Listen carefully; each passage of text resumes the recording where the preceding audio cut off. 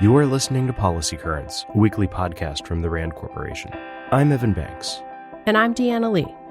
Every Friday, we bring you new insights from RAND's latest research and commentary. It's February 3rd.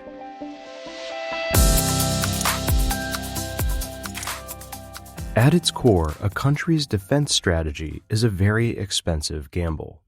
Every year, the U.S. spends hundreds of billions of dollars on defense, all on the assumption that such investments will allow it to win the next war. Policymakers rarely get a window into whether these bets pay off. But when other countries fight a war using American military equipment and tactics, as we're seeing today in Ukraine, policymakers can gain valuable insights about U.S. defense investments. These situations don't emerge every day, and that's a good thing, since it's war we're discussing, after all. The U.S. last had a window into its defense investments during the 1973 Arab-Israeli War, also known as the Yom Kippur War. U.S. Army leaders witnessed in real time how U.S. equipment and tactics used by the Israeli Army fared against their Soviet counterparts in the Egyptian and Syrian militaries. Israel's near defeat prompted a thorough re-examination of U.S. military weapons and strategy. Lessons from the conflict led to a new doctrine, providing the intellectual bedrock for how to blend ground maneuvers, precision air power, and overall speed, the very mix of strategies that enabled the U.S. defeat of Soviet-equipped Iraq during the First Gulf War. To this day, the Yom Kippur War continues to shape how the U.S. military plans for the future. According to RAND's Raphael Cohen and John Gentile, Russia's war in Ukraine once again poses questions about how the U.S. prepares for conflict.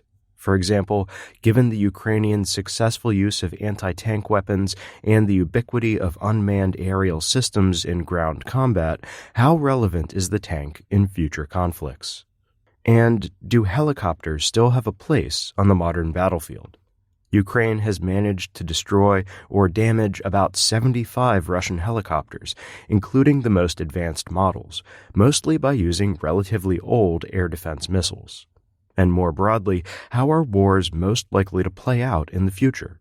Will these conflicts be short, sharp affairs or grinding, protracted struggles? Cohen and Gentile say that if the U.S. does learn the lessons of this war, as it did after the Yom Kippur War 50 years ago, then it may secure the U.S. military's edge for decades to come.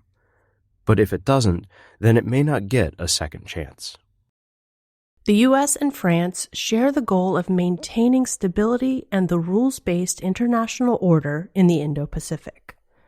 For both countries, this objective plays out in a few key areas: keeping China's ambitions in check, maintaining and promoting free access in the region, and preventing nuclear proliferation. Washington, however, often seems to overlook France as an Indo-Pacific power. A new report by RAND's Stephanie Pezard identifies ways the U.S. Army can further cooperate with France in the region. These include increased information sharing, combined partnerships with other countries, and participation in joint exercises and training. The U.S. and French armies could also take greater advantage of France's permanent presence in the region, its knowledge of the area, and its proficiency across the entire spectrum of operations, from stabilization to high-intensity conflict. One key issue to keep in mind when considering U.S.-France cooperation in the Indo-Pacific is the disconnect between how each country defines the region geographically. This could create limits and missed opportunities, particularly as it relates to the western border of the region. Extending the U.S. vision of the Indo-Pacific to the western Indian Ocean is particularly critical, Pezard writes, when it comes to monitoring and containing China's rising influence. Software supply chain security is a top concern for private companies and government agencies of all sizes. But understanding the problem and finding methods to estimate and reduce the risk is a massive challenge for several reasons, says RAND's Sasha Romanowski. First, the number of open-source packages and libraries is tremendous. GitHub, an online platform that manages software for others, hosts more than 200 million software repositories.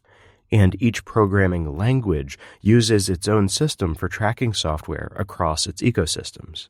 For example, JavaScript and Python, two very popular programming languages, support more than 1 million packages combined. Second, very little is known about the extent to which organizations use these packages. There is no directory that describes which companies use which software components, and, in fact, companies themselves may not even know the breadth of software they use for their critical business operations. Third, the tools that could analyze the risk levels of open-source software have yet to be built. So, what would it take to address the problem? Solutions start with filling in the, quote, massive gap in our understanding of software dependency, Romanowski says. Fortunately, the data needed to map out the extensive network of open-source software already exists. The data are incomplete, and they aren't easy to find, but they do exist. According to RAND's Derek Grossman, the Biden administration's policy towards Southeast Asia has improved since last year, but there is still work to be done. To start, the White House does not have a viable economic strategy that includes Southeast Asia, he says. What Southeast Asian countries really want from Washington is additional market access to the U.S., and that seems to be a political non-starter for the Biden administration. Further, U.S. emphasis on containing China could alienate key countries in the region. Quote, it's no secret that Southeast Asia is increasingly uncomfortable with U.S.-China competition and how it might impact the region's security and stability. In fact, for many, if not most governments in Southeast Asia, the Biden administration has fanned the flames of U.S.-China competition by resurrecting the Quadrilateral Security Dialogue, or the Quad, which partners the U.S. with Australia, India, and Japan. Yet another significant challenge for this administration is how to square its values-based foreign policy with the difficult reality of Southeast Asia, a region of mostly authoritarian and semi-authoritarian states. Despite these issues, Grossman concludes that the Biden administration had a much improved 2022 when it comes to Southeast Asia, and that progress is likely to continue this year. Quote, as long as U.S.-China competition does not boil over, he says, Southeast Asian states will feel comfortable deepening their ties with Washington. RAND is a nonprofit institution that helps improve policy and decision-making through research and analysis. For more on today's episode, check the show notes at rand.org/podcast. We'll see you next week.